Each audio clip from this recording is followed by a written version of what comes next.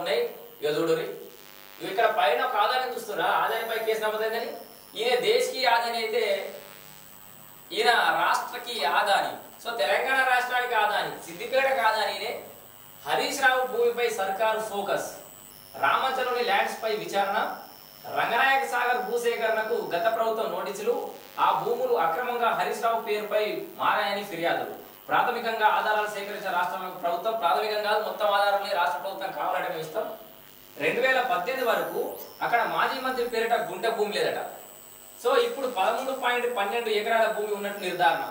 సిద్దిపేట జిల్లా చిన్నకోడూరు మండలం రామంచ గ్రామంలో సిద్దిపేట ఎమ్మెల్యే హరీష్ రావు పేరిట ఉన్న భూములపై ప్రభుత్వం ఫోకస్ పెట్టినట్లు సమాచారం.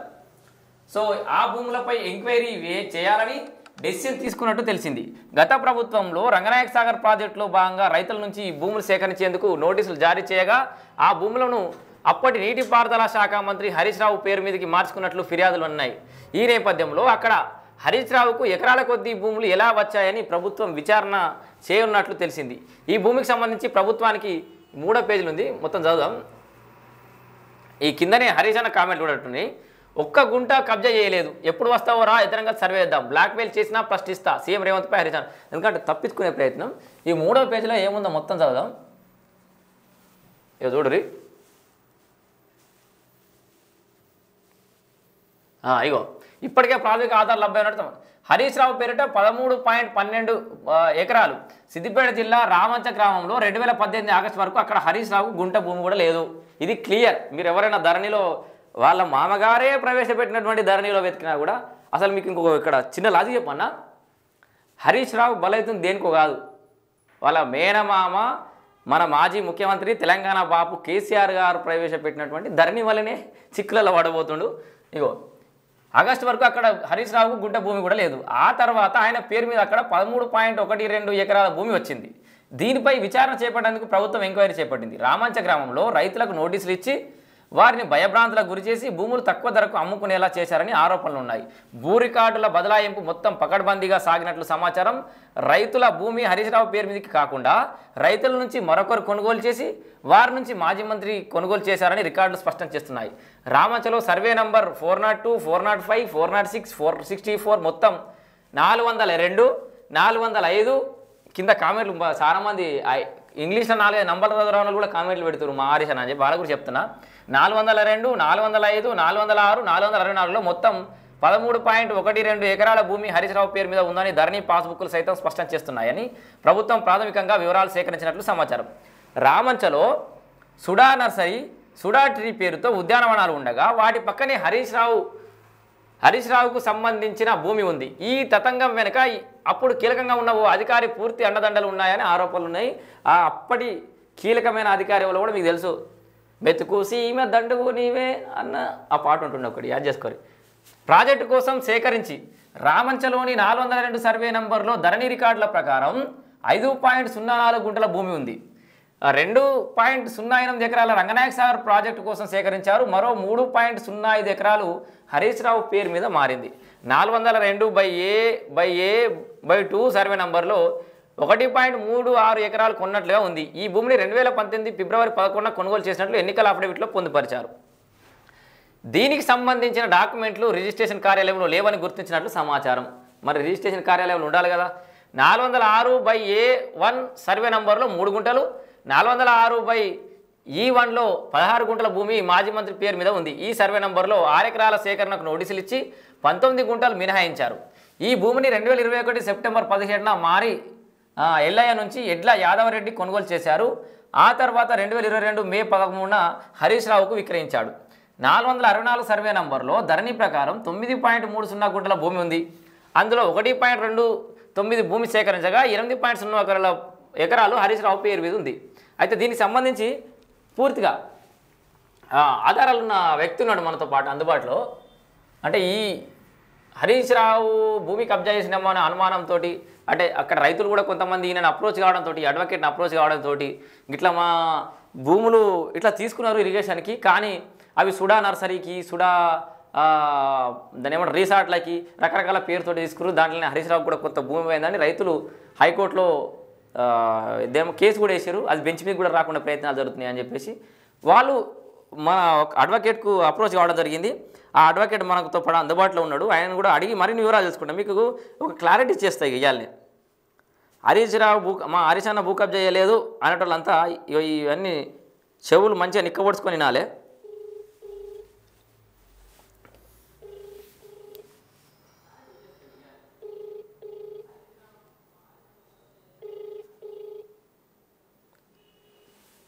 Hello, good morning sir.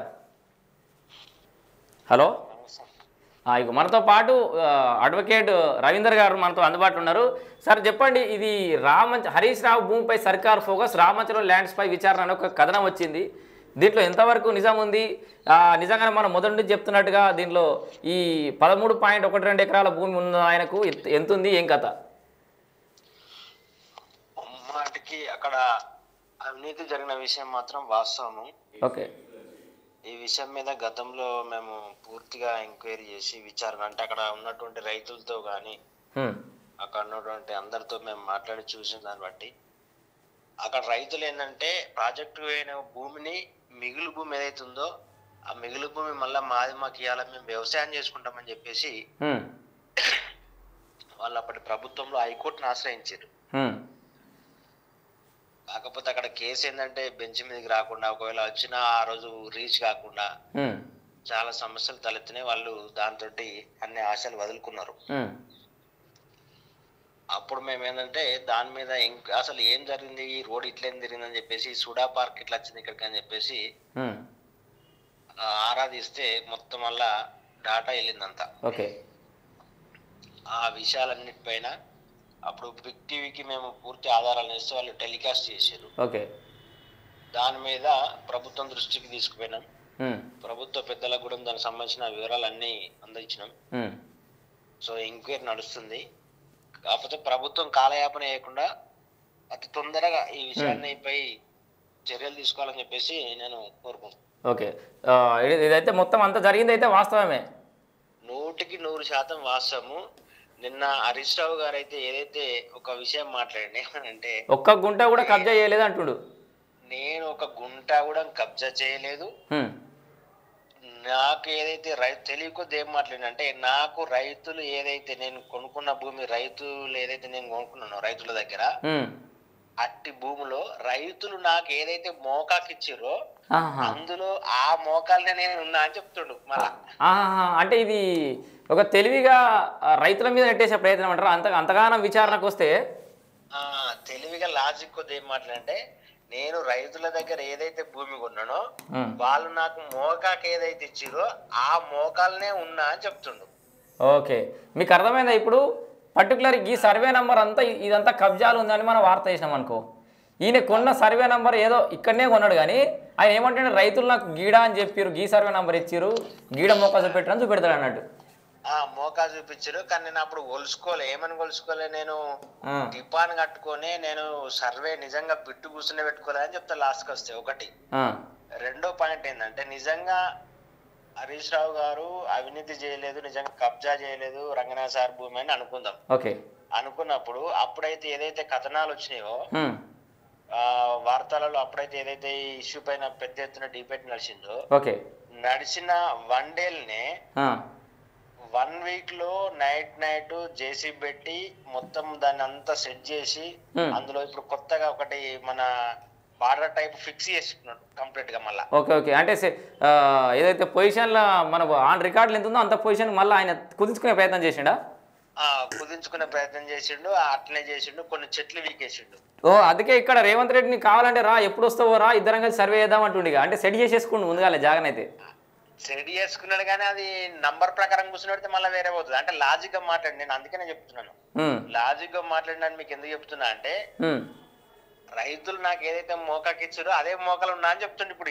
Okay, కానీ అక్కడ చేసింది వేరు. ఎందుకు వేరు నిరూపించడానికి మన దగ్గర ఆధారాలు ఎందుకున్నాయంటే, ఆ రోజు శాటిలైట్ మ్యాప్ తీద్దాం, బిగ్ టీవీలో టెలికాస్ట్ కాకముందు శాటిలైట్ మ్యాప్ తీద్దాం, దాని తర్వాత ఇప్పుడున్న present satellite map, present land చూద్దాం, ప్రజెంట్ శాటిలైట్ మ్యాప్ చూద్దాం. ఓకే, అప్పుడు నువ్వు ఎక్కడికున్నావు కబ్జాలో, ఇప్పుడు ఎక్కడికున్నావు, ఆ చెట్లన్నీ ఎటువైనా ఎవరు తీసేసారు, మొత్తం తెలుస్తుంది కదా. ఓకే, ఇప్పుడు ఒకటి నివృత్తి చేయండి అంటే నిజంగానే అక్కడ పొజిషన్లో ఏమైనా చేంజెస్ చేసినా కూడా హరీష్ రావు తప్పించుకునే అవకాశం అయితే ఏ రకంగా కూడా లేదు కదా. ఏ కోశాన కూడా ఒక 1% కూడా ఛాన్సెస్ లేదు. ఓకే, హరీష్ రావు గారికి కూడా అన్ని తెలుసు, అన్ని రకాలుగా రికార్డులన్నీ క్రాస్ చెక్ చేసుకున్నాడు. తనకు ఉన్నటువంటి సన్నిధుల ద్వారా డిపార్ట్మెంట్ లో కూడా ఓవర్ నైట్ లో కూడా చాలా రికార్డులు వెరిఫై చేసుకున్న సందర్భాలు ఉన్నాయి.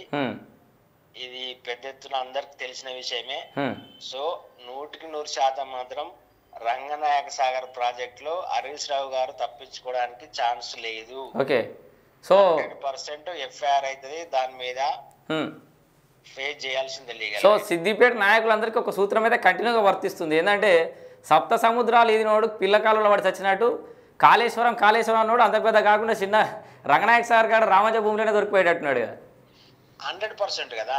నీకు దాంట్లో ఇంకా వీళ్ళందరికి తెలియదు ఏమున్నదంటే, నా దగ్గర ఒక 2 గెజిట్లు ఉన్నాయి. ఓకే, వీళ్ళు ఏంటంటే ఫస్ట్ ఒక కెనాల్ కొరకు గెజిట్ తీసుకొచ్చారు. ఓకే, ఆ గెజిట్ లో ఏమైందంటే ఇప్పుడు ప్రస్తుతానికి ఏదైతే ఇరిగేషన్ ప్రాజెక్ట్ ఇప్పుడు బయటకు వాటర్ అయితే పంపింగ్లు ఉన్నాయో, ఓకే, ఆ మెయిన్ గేట్ నుండి ఈ మన సుడా పార్క్ ఏది నీలగిరి వనం ఉంటది, ప్రైవేట్ వ్యక్తిది, అక్కడి వరకు ఆ లైన్ లో తీసిరు. ఫస్ట్ ఏది మన కెనాల్ తీసిరు, కెనాల్ కానీ survey. Okay, survey first report. Okay, అందులో భాగంగా ఇవన్నీ పోతున్నాయి అని చెప్పేసారు ఫస్ట్.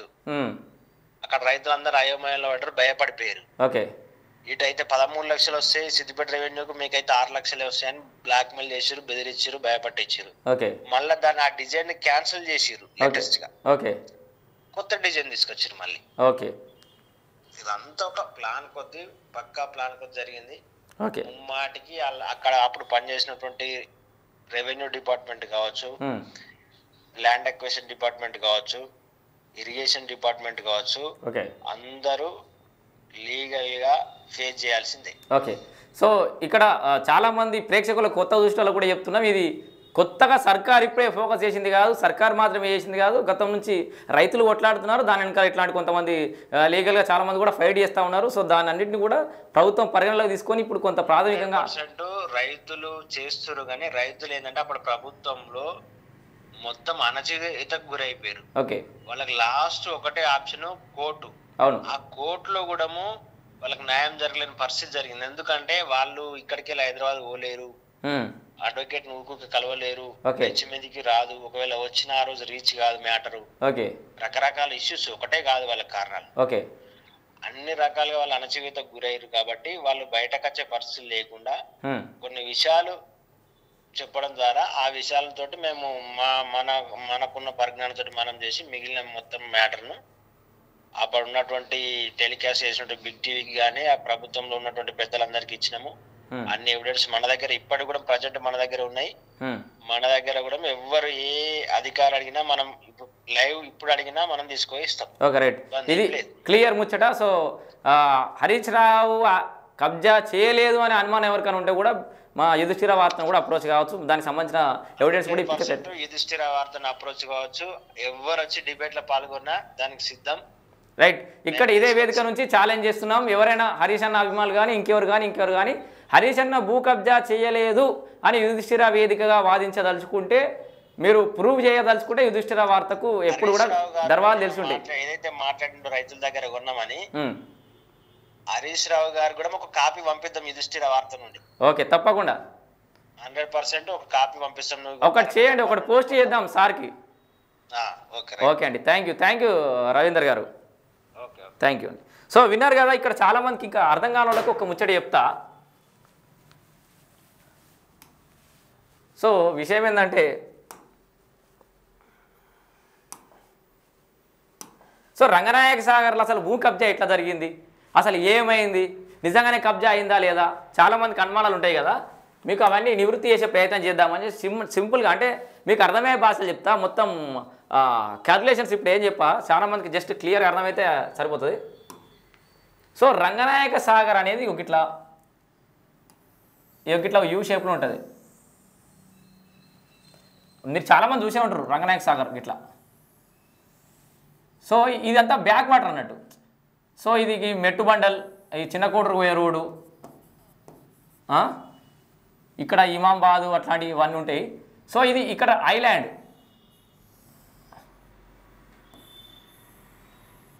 సో ఈ అంతా వాటర్, ఇది రోడే, ఈ చుట్టూ కట్ట చుట్టూ అన్నట్టు ఇది. ఈ మధ్యలోకి వెళ్ళి కూడా రోడ్ ఉంటుంది. ఇక్కడ గెస్ట్ హౌస్లు అవన్నీ ఉంటాయి. అంటే ప్రభుత్వానికి సంబంధించినవి. నేను ముఖ్యమంత్రి గారికి ఎవరు అంటే క్లియర్ ఫీడింగ్ వెళ్ళినట్టు ఇదైతే ప్రభుత్వానికి సంబంధించినవి. మన మంత్రి పొన్నం ప్రభాకర్ గారు కానీ ఇంకెవరు వచ్చినా కూడా ఇట్లా స్టే చేస్తారు, దాంట్లో ఇబ్బంది ఏం లేదు. ప్రభుత్వం కోసం కట్టించిన గెస్ట్ హౌస్లే ఇవి. ఓకే, ఇక్కడ ఏదైతే ఇదంతా బ్యాక్ వాటర్ ఉంటుంది కదా. సో వాటర్ అంతా ఇక్కడ డెప్త్ ఎక్కువ ఉంటుంది, ఇటు తక్కువ ఉంటుంది కదా బ్యాక్ వాటర్. అయితే భూసేకరణ చేసేటప్పుడు మొత్తం అంటే సేఫ్టీ కోసం బఫర్ జోను ఎఫ్టీఆర్ ఇట్లా అనుకుంటే మొత్తం తీసుకుంటారు కదా భూమి. ఇదంతా భూసేకరణ చేసారు. చేసే ముందట ఒక లాజిక్ జరిగింది. ఇక్కడికి ఒక అధికారి పోతాడు అంటే ఇక్కడ రైతులందరికీ బాగా వెల్ నోన్ అధికారి ఉంటాడు కదా. ఇవన్నీ భూములు ఉంటాయి కదా. సో ఇవన్నీ ఏరియాలలో ఫస్ట్ ప్రాజెక్ట్ పోయేటప్పుడు ఇప్పుడు ఈ షేప్కి వచ్చింది, కానీ రాకముందుకైతే చాలామంది రైతులకు తెలియదు అసలు ఏం జరుగుతుంది, ఎక్కడి నుంచి పోతుంది. అంత భయం అవుతున్న టైంలో భూములు పోతాయట అనే టైంలో వీడికి ఒక అధికారి పోయి ఈ మల్లయ్య కనబడంగానే సార్ నమస్తే అని అంటారు కదా. ఈ భూమి ప్రాజెక్టుకి సంబంధించిన సార్ పోతే ఏం మల్లయ్య ఏం నడుస్తుందంటే ఏమో సార్ భూములన్నీ పోతాయట కదా, మాది పోతుందా పోదా అంటే ఏమోనా ఎవరు తెలుస్తలేదు, అది ఈయనగలతో ఎట్లా అవతలకి వెళ్ళిపోతుంది అంటారు కానీ ఎట్లా పోతుందో తెలుస్తలేదా అంటే అప్పుడు ఆ టైంకి ఒక 5-6 లక్షలు 8 లక్షలు 10 లక్షలు నడుస్తున్న ఎకరం అనుకో. ఈయనగానే ఈయన ఇరియాలి అని పోతాడు. ఏమనిపోతాడు, ఏగో మంచి రేటుకి వస్తే అమ్ముకోరు సపరేట్గా ప్రభుత్వం ఎంత ఇస్తుందా 5-6 లక్షలు ఎంతనో ఇస్తుంది నేను చెప్పదు కానీ ఏదో చెప్తున్నా అంటాడు. ఈ రైతుకు భయం స్టార్ట్ అవుతుంది. ఏమో భూమి ఒకవేళ కాలువ ఈనంగేలే పోతే అంటే బ్యాక్ వాటర్ కెనాలో లేకపోతే ఏదో ఒకటి ప్రాజెక్ట్ మొత్తం ఈయన భూసేకరణ మొత్తం చేస్తే ఉన్న భూమి అంతా పోతుందని భయపడతాడు. భయపడి ఏం చేయగానే ఈయన ఇలా మాట్లాడి పోగానే ఆఫీసర్ పోగానే ఇక్కడికి ఇంకొక ల్యాండ్ పర్చేస్ చేయడానికి ఒక వ్యక్తి వస్తాడు. ఆయనకి ఎంత 15 లక్షలు 20 లక్షలు ఇస్తా అంటాడు ఎకరానికి. అబ్బా ఆ ప్రాజెక్ట్లో పోతే 10-12 లక్షలే వస్తాయి. ఈయన ఎవరో ఆయనతో 15 లక్షలు కొంటా అంటుండు, 20 లక్షలకు కొంటా అంటుండు. బకరా దొరికిందని ఈయన అనుకుంటాడు పాప రైతు. ఆయనతో 15 లక్షలకు అమ్ముకుంటాడు. ప్రాజెక్ట్లో పోతే మొత్తం వస్తేవి రావు అని చెప్పి భయపడి ఈయన అమ్ముకుంటాడు. ఈయన అమ్ముకోగానే ఈయన పేరు మీద నుంచి మన సారు కొంత, అట్లానే ఇరిగేషన్ పేరు నీకు అయిన తర్వాత కొంత కూడా అయింది. సో మీకు ఇది ఇక్కడ క్లియర్గా చూపిస్తా. గూగుల్ ఎర్త్లో చూపెడదాం కానీ వీళ్ళ క్లియర్ అర్థం కావడానికి. సో ఇవన్నీ ఫస్ట్ ప్రాజెక్ట్ పేరుతో ఇదంతా సేకరించిరిగా భూమి మొత్తం సేకరించిరిగా ప్రాజెక్ట్ కోసం అంత రైతులందరూ సంతకాలు పెట్టిరు. సరే ఏదో అయింది, ఇరిగేషన్ పేరుకు రిజిస్ట్రేషన్ అయిపోయింది. అయిపోయిన తర్వాత చేసిన కథ ఏంటంటే వీళ్ళందరికీ వాటర్ గిడిదాకనే వస్తాయని తెలుసు. బ్యాక్ వాటర్ ఎంత నింపినా దీన్ని 2 TMC ఎంతనో ఉంటుంది అంతే. రంగనాయక సారు ఎంత నింపినా నీళ్ళు గిడికే వస్తాయి అనే విషయం వీళ్ళకి తెలుసు, అధికారులకి. హరీష్ అన్నకు కూడా తెలుసు. ఏం చేసారు ప్లాను, ఇవన్నీ నీళ్ళు అయిపోయిన తర్వాత సేకరణ మొత్తం అయిపోయిన తర్వాత ఇక్కడ బ్యాక్ వాటర్లో కట్ట పోసారు, ఒక రోడ్ వేసారు ఇట్లా గిట్లా గిట్లా వంకర తిరిగిపోతుంది. సో ఇట్లా ఒక రోడ్డు పోసారు వెనకాల. ఈ రంగనాయక సాగర్ బ్యాక్ వాటర్లో ఒక రోడ్డు పోసారు. ఈ రోడ్డు కానీ అసలు అనుమానం మొదలైంది. ఇట్లా రాగానే గిట్లా తిరుగుతుంది, గిడ వంకర గిట్లా తిరిగి గిట్లా పోతుంది. అరే గింతగానో వంకర ఏం తిరిగింది అని అనుకుంటే ఇక్కడ ఫస్ట్ గిడ హరీష్ అన్న భూములు గిడ ఉంటాయి. సో రైతుల దగ్గర నుంచే కొన్నాడు, మంచిగా నిజాయితీ కొన్నాడు అనుకుందాం. భూములు కొనగానే ఇక్కడికి రాగానే రోడ్డు గిట్లా తిరుగుతుంది. ఇక్కడంతా ఇది SUDA nursery, SUDA tree park, ఈ సుడా రీసార్ట్, ఇది సుడా రీసార్టు. ఇట్లా ఇవన్నీ ఎందుకు ముందర పెట్టిండంటే ఇక్కడ వాస్తవానికి ఏం ప్లాన్ చేసినంటే దబ్బన మళ్ళా బీఆర్ఎస్ అధికారులకు వస్తే ఇక్కడ ఆర్టిఫిషియల్ బీచ్ శాండ్ వేసి ఇక్కడనేమో ఫ్లోటింగ్ రిసార్ట్లు అంటే మాల్దీవ్స్ లక్షద్వీప్స్ లాగా ఉన్నట్టు ఇక్కడ ఫ్లోటింగ్ రిసార్ట్లు. సో ఇదంతానేమో బ్యాక్ వాటరు. ఇక్కడ సుడా రిసార్ట్ ఉంది కదా, ఆల్రెడీ ప్రభుత్వ రిసార్ట్ ఉంది కాబట్టి ఇక్కడ ప్రైవేట్ ల్యాండ్స్లో అన్ని రిసార్ట్లు, పెద్ద పెద్ద హోటళ్ళు, వేరే లెవెల్ ఊహించినట్టు వీళ్ళు బ్యాంకాక్ న్యూయార్క్ లెక్క ఏదో ప్లాన్ చేశారు మొత్తానికైతే. సో ఇవన్నీ వేసి దీన్ని కమర్షియల్గా డెవలప్మెంట్ చేయడం కోసం ఫస్ట్ సుడాకి ఇచ్చారు. వాస్తవానికి భూసేకరణ చట్టం ప్రకారం ప్రాజెక్టుల కోసం ఏదైతే భూమి తీసుకుర్రో ప్రాజెక్టుల కోసమే వాడాలి విత్ ఇన్ 5 yearsలో. దానికోసం వాడకపోతే తిరిగి రైతు దాన్ని దున్నుకునే హక్కు రైతులకు ఉంది. కానీ ఇక్కడ సుడాకు ఇష్టారీతిన SUDA Siddipet urban development authority అన్నట్టు. సో వాళ్ళకి అప్పయ్యారు ఈ భూములు సగం వరకు. కొంతవరకేమో బీఆర్ఎస్ కార్యకర్తలు ఇంకెవరైనా ఉంటేనే వాళ్ళకి దున్నుకునే అవకాశం ఇచ్చారు. మిగతా వాళ్ళకు దున్నుకునే అవకాశం లేకుండా చేశారు. సో మొత్తంగా ఈ భూముల్ని మొత్తం కూడా కాజేసే ప్రయత్నం చేసిర్రు. ఇవన్నీ రోడ్ ఇట్లకెళ్ళి ఇట్లా అంత జరిగింది.